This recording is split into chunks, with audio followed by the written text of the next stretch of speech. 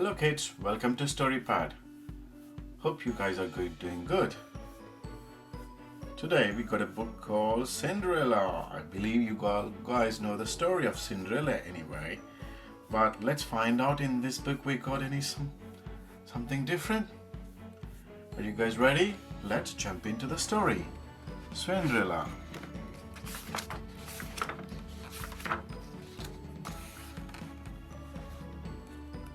Ella and her father lived on their own in a big house. Ella adored dancing with her dad, twirling and whirling until her feet left the ground. She was very happy. Then one day her father came home with a new wife.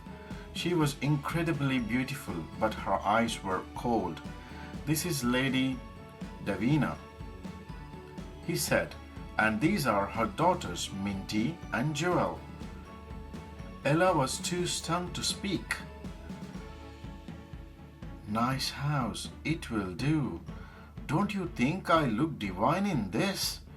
Green looks gorgeous with my eyes." Minty and Joel cared about nothing but clothes.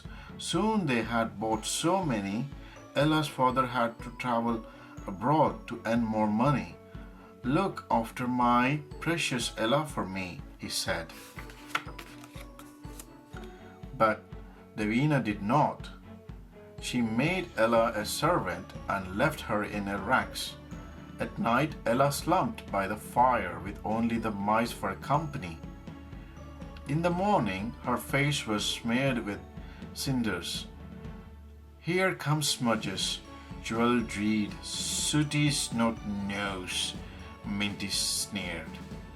But if Joel was cruel and Minty was flinty, there was nobody meaner than Lady Davina. "From now on, we will call you Cinderella," she snapped. "Call me what you like," thought Cinderella. "You won't change who I am." "Don't worry, Cinders."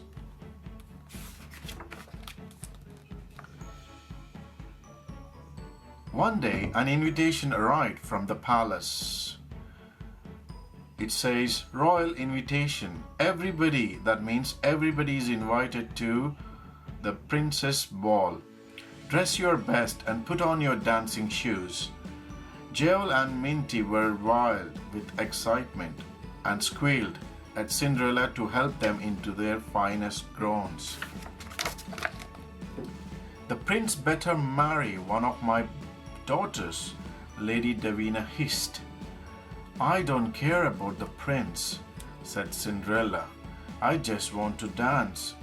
Davina and her daughters screeched with laughter. "You can't go to the ball.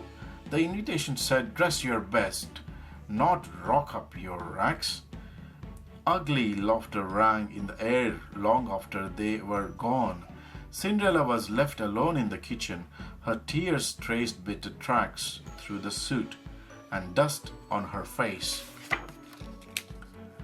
"You don't want puffy eyes for the ball," came a kindly voice. Cinderella blinked at the strange lady before her. "Do you like pumpkins?" the lady asked. "And mice? How about lizards?" Stammered Cinderella. "I like them very much."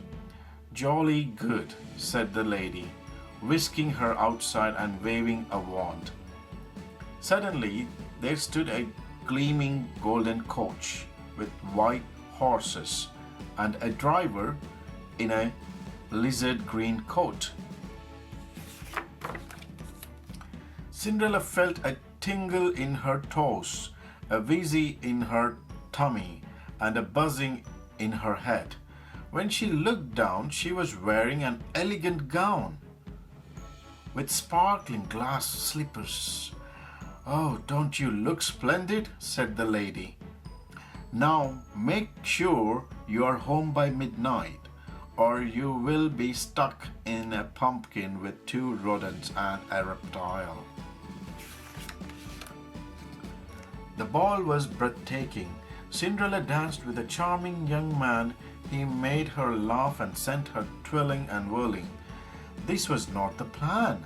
When she heard the chimes of midnight, she kissed her new friend on the cheek and sprinted out of the palace. The man ran after her, but all he found was a glass shoe, which had slipped off Cinderella's slender foot. The following day, Davina was fuming. "You two are useless," she screamed. "The prince didn't even look at you. He was too busy dancing with that ghastly girl.